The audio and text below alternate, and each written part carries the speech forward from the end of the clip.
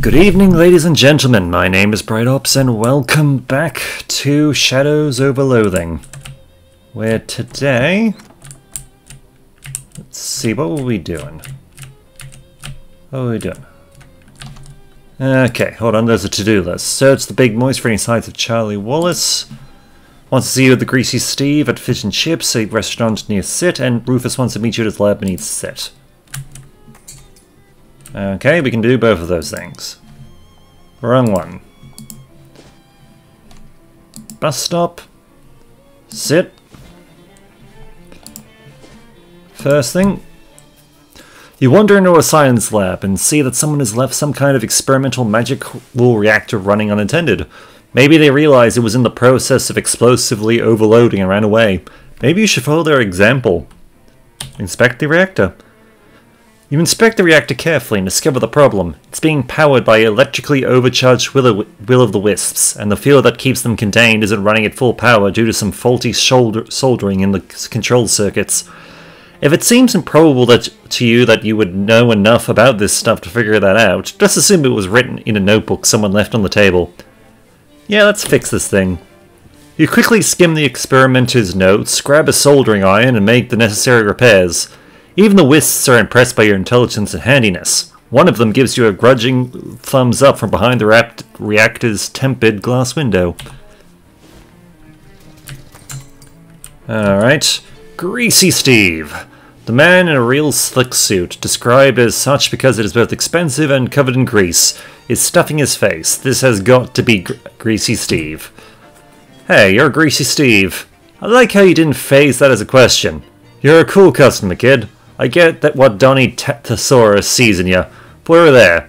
He wipes his hand on his lapel and offers you a handshake. You take it with a grimace, and your hand immediately slides out of his grip. Now here's the deal. We got some what you might call dirty meat, see? And we gotta get it laundered. Meat laundering? I don't know much about that.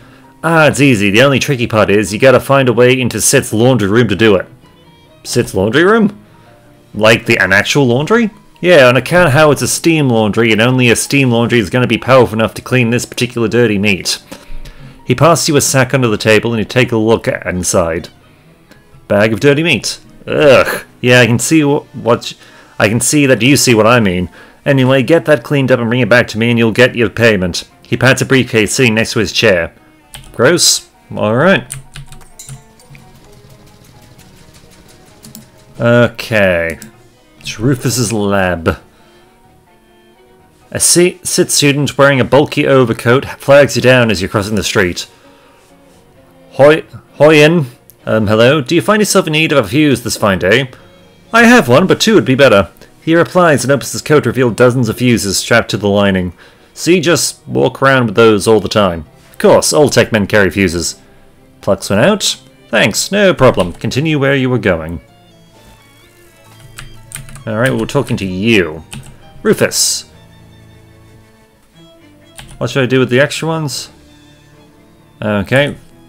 Sorry, wrong one. What's the next step? I don't have to go back into the sewers, do I? Oh no, this is much more straightforward. Well, your part of it will be anyway. That's what I'd like to hear.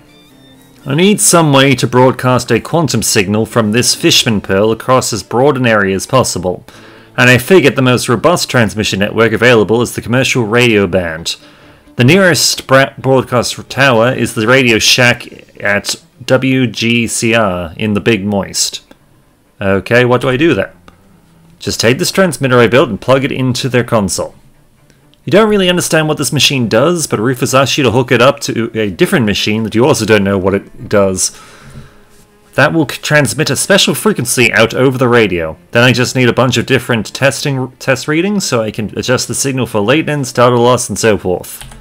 All you have to do is find as many random radios as you can, tune them into WGCR, and use this receiver to test the transmissions. At least 10 different radios should be enough. Let's call it 11, just in case. You're not sure what this receives, but whatever it is, it's important to Rufus. Gotcha. Let's see, I believe...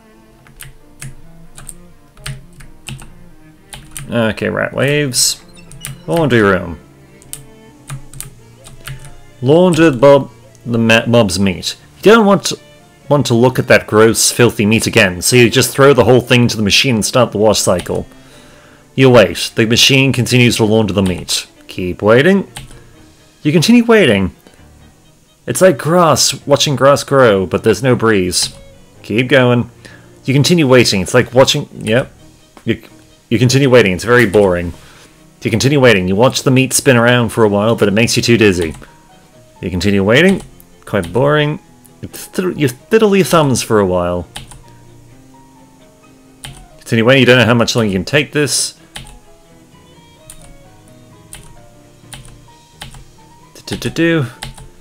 Okay, skip to the end of the waiting. You take advantage of the fact that time can pass at an arbitrary rate during one of these dialogues and skip to the end of the whole laundry process. This bag is as clean as a bag of a whistle came in. As far as you know, the meat inside is equally clean.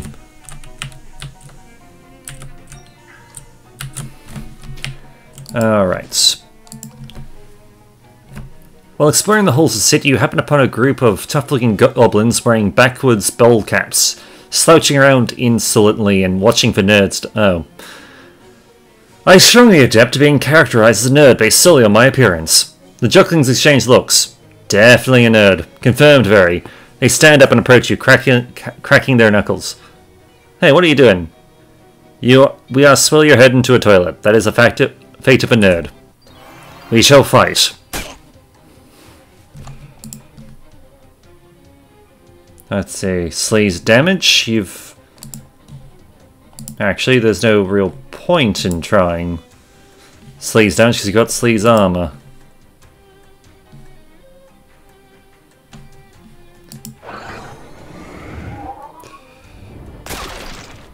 Alright. 1 cheese.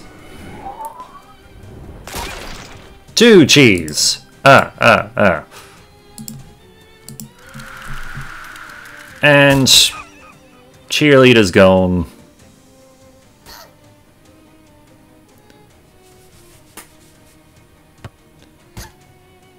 Wow, they're just picking on her, aren't they?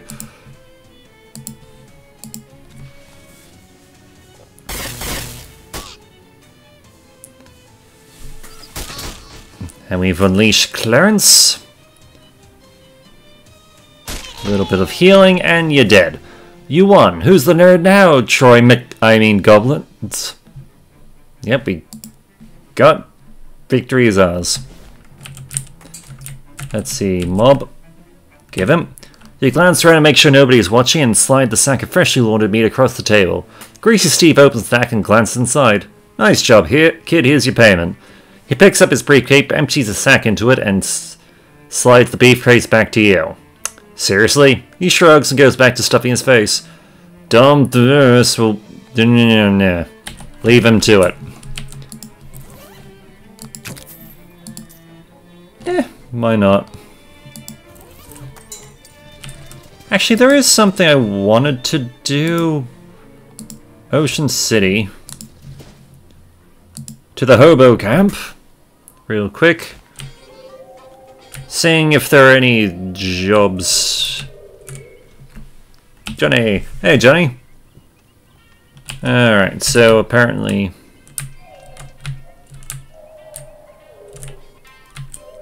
So it doesn't seem like there's any particular jobs. At least not here. To the moist! Chapter 4. Swamped.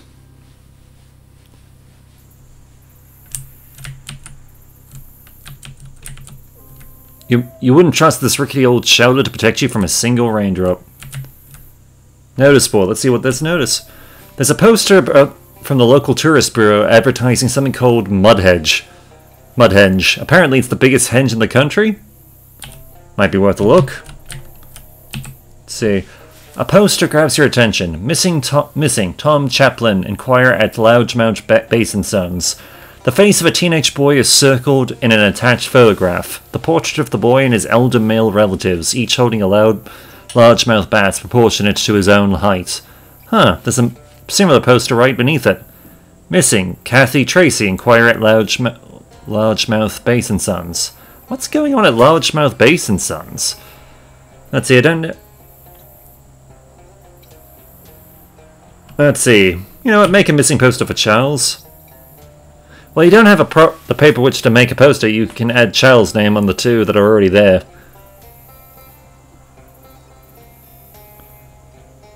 Let's just add them to both.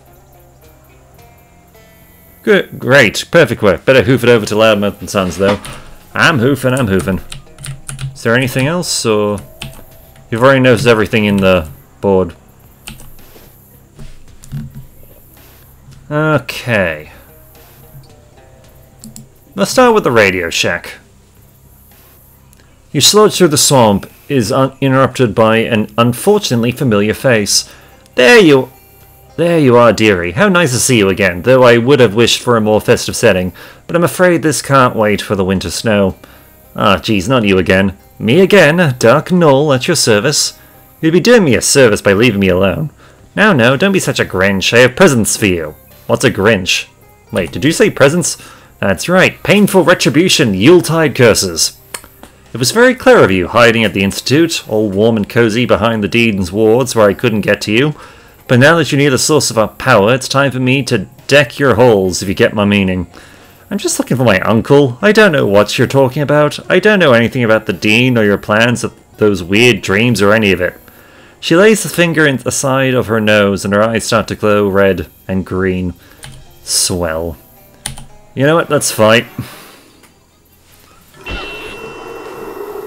Breathe deeply of my power. Let's see. Let's see, they can't take more... Well, on the plus side, we can do sleaze damage to everybody.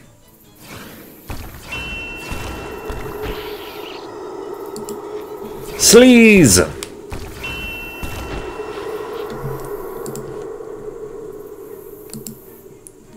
Let's see, 19 cold. I think we can first get rid of you. There goes Clarence.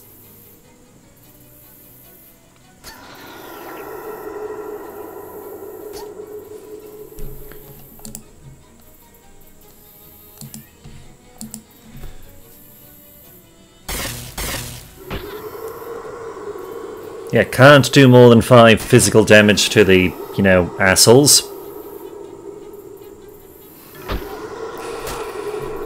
Alright. Deal 12 heat. Actually, no, we can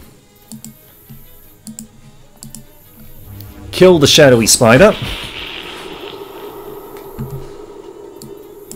Oops.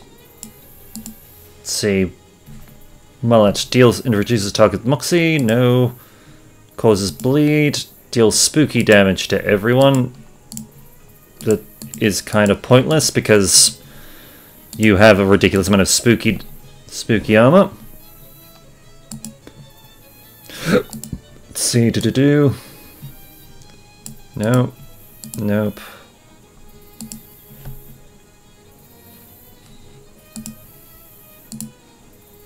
Stench armor, spooky, hot to all, stench.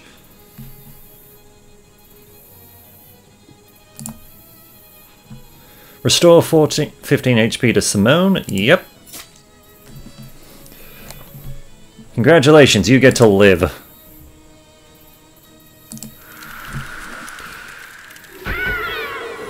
You don't, though.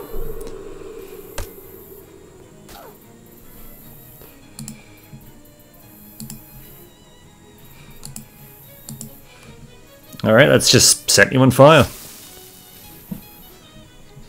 You know, burn the witch and all that.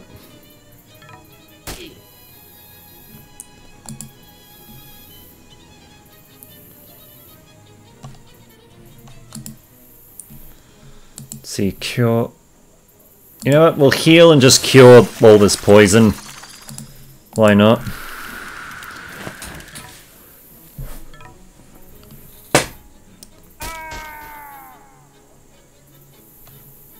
Oh, bugger.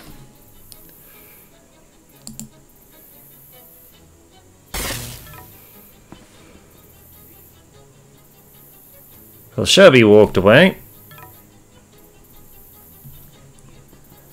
On the plus side, we win anyway. This is far too unjolly for my tastes. You won. Knowles scuttles away with a "you haven't seen the last of me" or some other cliche. Hooray, we gained XP. Why, yay. We continue to Radio Shack. Somebody's old campsite and it looks trashed. Amidst all the garbage strewn about, you find a shiny 7/8 combination wrench with CW painted on the side. You got an item, Charles' wrench. Charles dropped this combination wrench as a clue to help you find him. Return it to Charles when you find him. That's strange. Obviously this belongs to Charles, but he doesn't seem like the kind of guy who'd lose one of his tools carelessly. Nor the guy who'd leave trash around his campsite. You look around more carefully and discover weird tracks in the mud. Big, clawed, bipedal tracks. Maybe gatormen tracks. And there's a spot where some kind of scuffle clearly happened. Ah, jeez. Well, that tears it. Charles Wallace must have gotten kidnapped by gatormen. Maybe he dropped the wrench on purpose to attract your attention. Hopefully you can find him soon. Let's see. Just going to close this. You place the jaws of the piles around the little hole and wrench them closed, or pry them closed, I guess. See, this door's unlocked.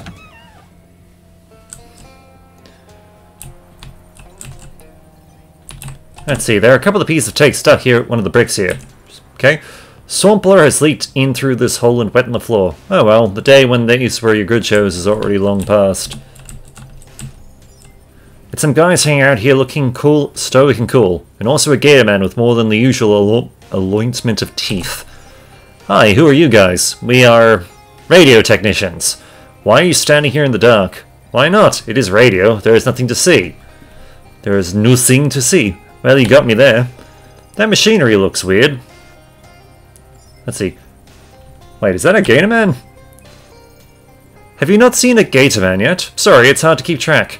These are the guys Jessica mentioned, and they're pretty much what you'd expect from the name Gatorman. They're intelligent, upright walking alligators. They have tough, scaly skin, lots of teeth, and pissy attitudes about everything that they aren't already eating. They especially hate intruders, and are the second biggest reason that the swamp isn't a popular tourist destination. The first being, it's a swamp. That machinery looks weird. Are you speaking of the battery units that appear to be powered by outer space or some form of negative energy or something like that? Yeah, that's strange, right? They are not standard issue, it is true. So what? I cannot tell you any more about them. Ah. So what's this stuff for? Always with the questions. Sorry, I have a curious nature. I will not reveal to you our employer's plans. There are plans to use this equipment to broadcast her voice across the country once she has assumed full control of the government. Ah, please. No, stop asking. Shucks. You know what, let's fight. Vampire flesh thief magically... Wait, you stole my hand and... Your hand except horrible. You son of a bitch. Turned gatorman? Ah, they're why did it take me so long to figure this out? They're vampires!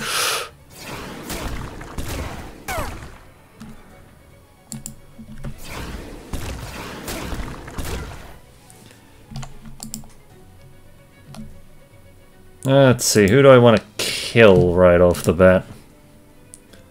Can't kill you.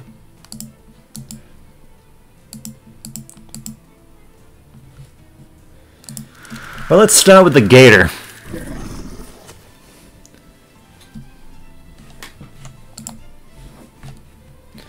Let's see.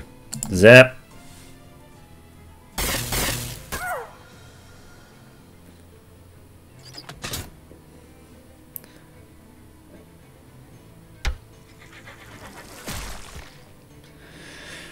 Well, Clarence is gone.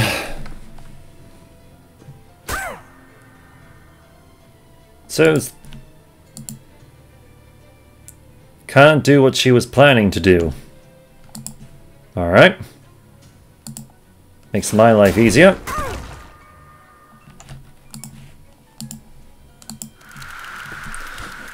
Be gone, Colonel. And zap.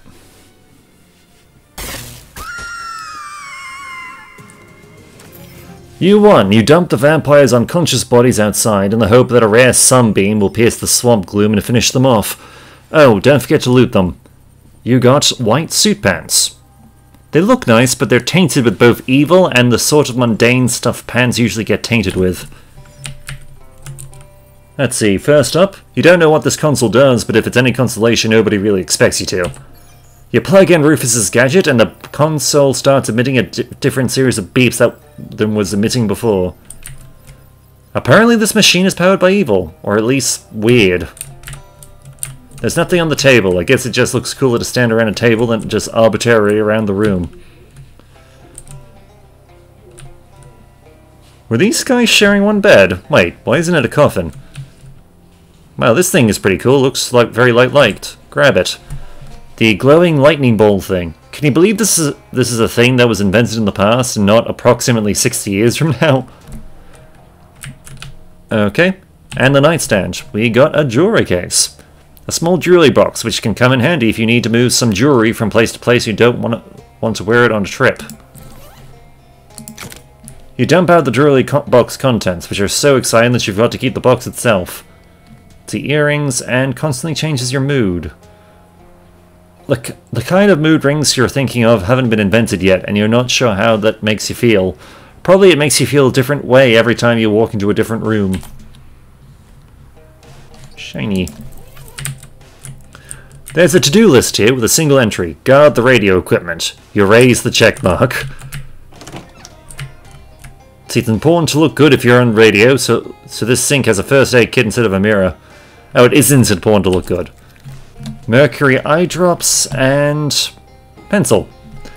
The radio people were probably saving this stuff in case anyone ever invents video and they have to go to war. Alright, we flushed the toilet. Hooray.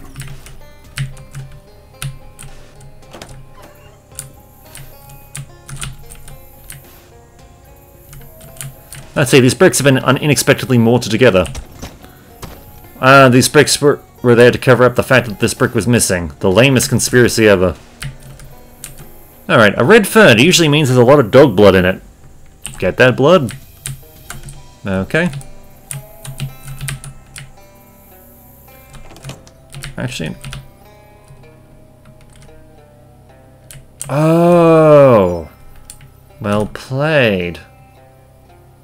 The two holes you've opened in the walls are letting swamp water in and also out again. You might expect them to cancel each other out, but I guess not. Fluid dramatics are a mystery to me. Okay, what I'm guessing it's meant to be is that was the... If you didn't want to particularly fight people, you could have just, you know... Vampires don't do well with running water. What you take to be a giant bleeding tooth jutting out of the tree stump turns out to be one of those mushrooms that looks like a giant bleeding tooth. Take the blood. You perform some quick fungal dentistry. This is just the good parts of some blood. Loudmouth and Sons. Largemouth, Sons, Base and Sons. State your business. Business, pleasure, loudmouth, largemouth bass. I'm here about the missing children. Tom and Kathy, yeah, that's a sad song. You'll need to talk to, I guess either Mr. Chaplin or Mr. Tracy about that, but I wouldn't let either of them know that you've been speaking to the other. The bosses, they don't talk anymore. Let's see, what goes on at this place? At Largemouth Base and Sons, we fish Largemouth Base, and most of us are sons. Why don't the bosses speak to one another? Between you, me, and 3,600 Largemouth Base, Mr. Chapman and Tracy haven't been on speaking terms since Mr. Chapman was snubbed at the Academy Awards a few years back. They tolerate each other only because they both perform a function vital to the business. Which is, Mr. Tracy debones the fish and Mr. Chapman rebones them. Only then are the fish ready for sale at market.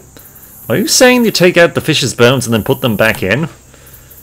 It's tradition. For generations, a Chapman has deboned the base, and a Tracy rebones them.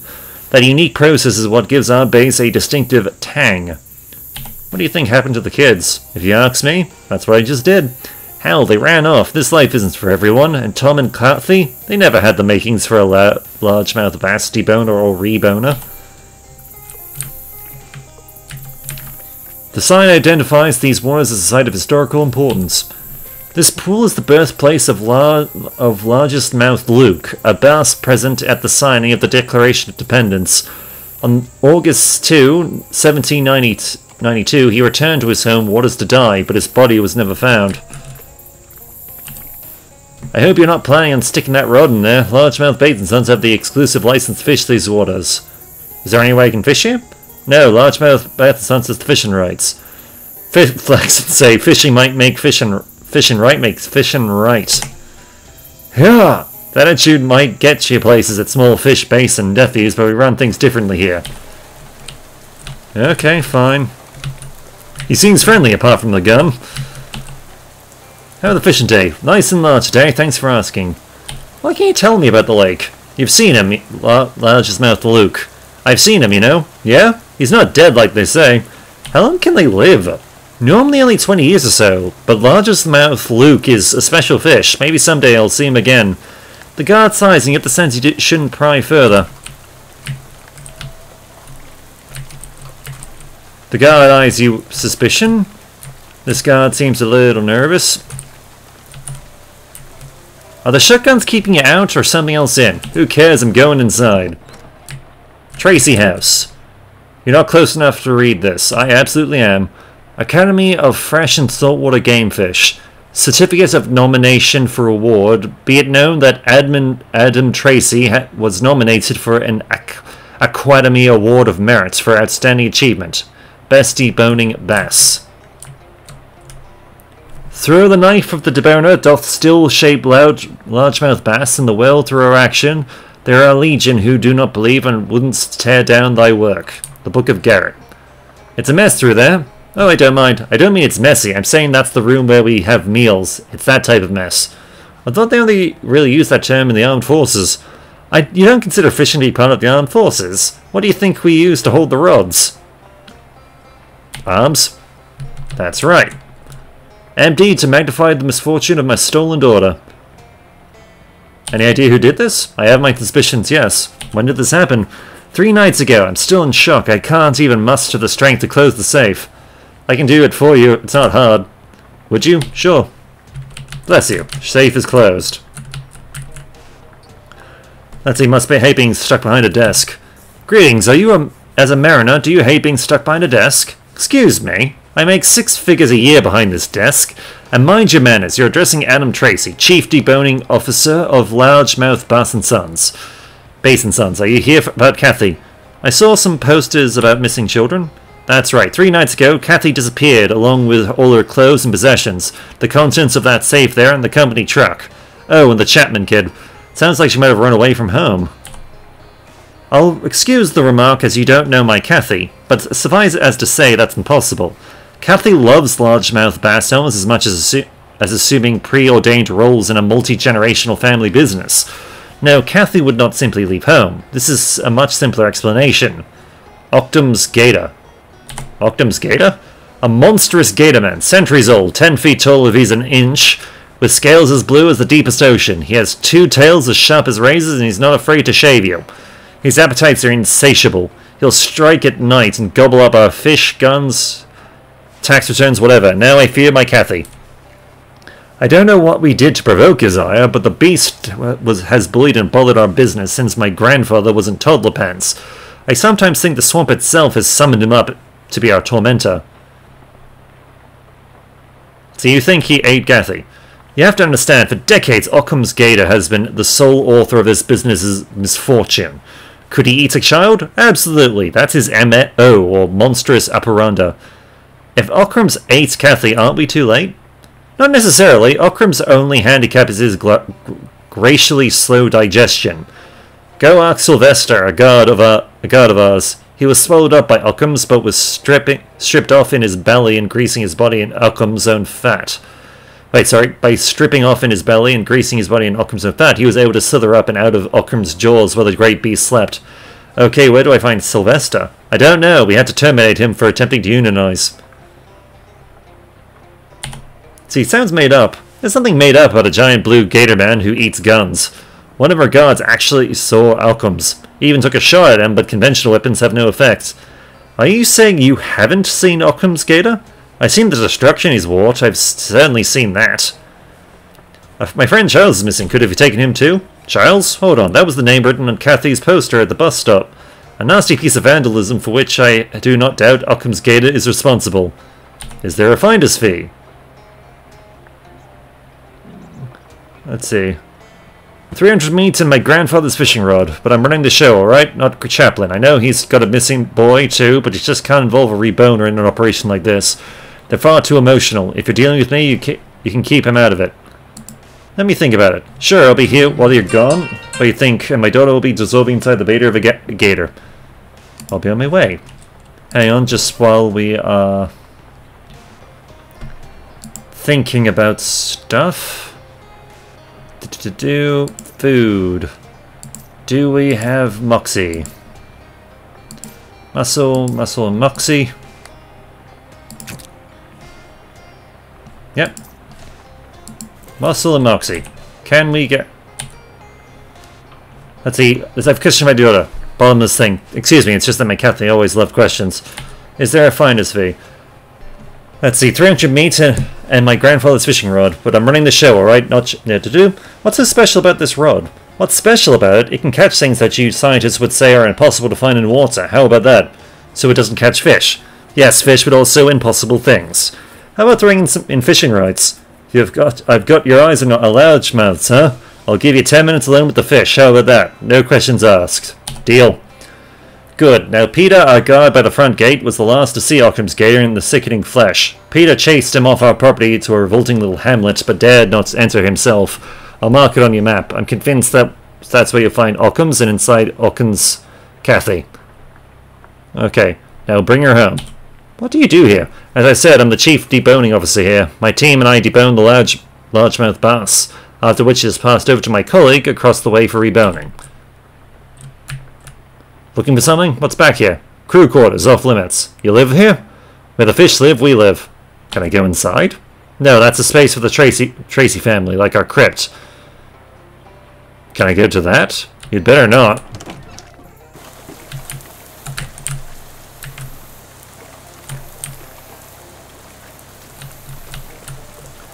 This vicious puddle reflects a gloomy face. Talk to the puddle or the man? Man, please. What's the matter with you? She left me. Who left you? Amphibious truck. So not a person. No, I'm more interested in amphibious trucks. What happened to your truck? Our truck. It's the company truck. We used it to take the fish to market. A couple of nights ago I forgot to fill her up before bed, and that must have really ticked her off, because the next morning she was gone. No note, nothing. Are you suggesting this truck is sentient? It's funny, I wouldn't have thought so, but I can't see any other explanation for it running off the way it has. Could it have anything to do with the missing kids? Tom and Kathy? They'll have to talk to Mr. Chapman or Mr. Tracy about that. Maybe they took the truck. I don't know, seems like a stretch. When did the children go missing? Same day as the truck, but I think that's probably a coincidence.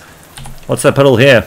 It's the gas I never gave her that night. It's here now, in our special place, waiting for her to come home. Is it working? Obviously you can see that it is not. How far could someone have gone in the truck? With the gas left in her, wouldn't have gone further than 100 miles. 100 miles, okay. No, 100, sorry. 100 is fisherman's lingo. It means 11. Missing truck, huh? That's a shame. She'll be back. She has to come back. She'll run out of gas otherwise, and then where will she be? Good luck with the truck, I guess.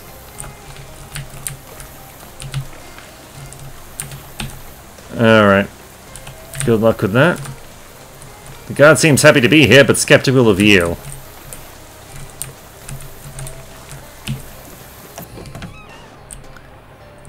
Let's see, the cum bucket is inscribed, a stranger is just a chum you haven't met yet.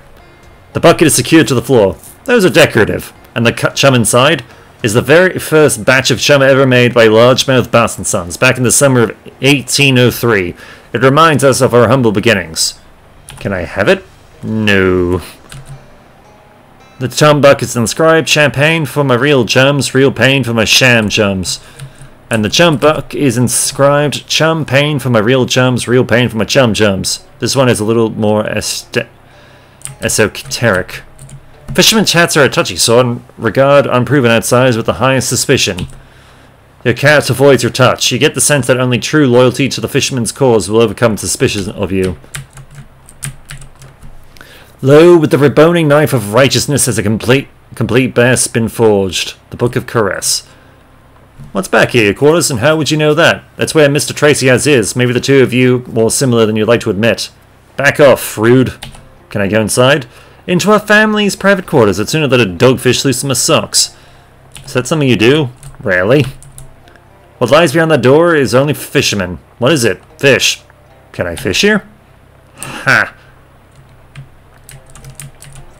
But this must be the mess, right? It is, where we proudly serve reboned fish just the way we like it. I don't want to see you slipping any bones out of that fish, you hear? I can. You definitely won't see that. Let's see. Hello there, I wonder, do you ever wish you had a glorious death at sea? Oh ho, many a sea creature has tried to give me one, pal. Before they can get their teeth in me, I've reboned them 6 ways to Sottentag. He spits a wad of chewing gum tobacco out the door. Guy Chapman, Chief Reboning Officer, Largemouth Base and Sons. And you must be Bright Ups, the one I hear has thrown in his lump with that willful deboner next door. Oh, surprised I know your name. Yeah, the Largemouth Bass have ears. I'd like to talk about your son. I'm not sure I want to discuss my son with a confederate of Carthy Tracy, that Jezebel of a deboner's daughter. She's a delinquent sorceress who never cared a Wilt Whitman for what we do here with Largemouth Bass, and she led my Tom into the belly of Occam's Gator. Oh, Occam's Gator, I've heard of him. Chapman's cheeks darken into a darker hue of humpback anglerfish. As long as there's been a largemouth bass and sons, there's been an Occam's Gator, to our great misfortune. I'd venture that there's no creature of land nor sea quite so terrible. 12 feet tall he is, red as a furnace, with smoke billowing from his nostrils. He and his rapturous appetites are a plague on our business. He'll eat anything we've got. Largemouth bass, everything. It keeps me up at night, wondering what we did to deserve him. Is it a sin against the land to both debone and rebone fish? Perhaps, perhaps. But damn it, it's what gives our bass its zing. Being a bit little sexist, don't you think? Not remotely. I'm not saying anything about her gender at all. I'm only saying that she may have got my boy eaten by a gatorman. When you throw words like Jezebel around, it's a little loaded. Is it? Well, I don't mean anything by it. I'm willing to change, but you have to be patient with me, alright? I'm old-fashioned, and I can't keep up with all these new ideas your generation has.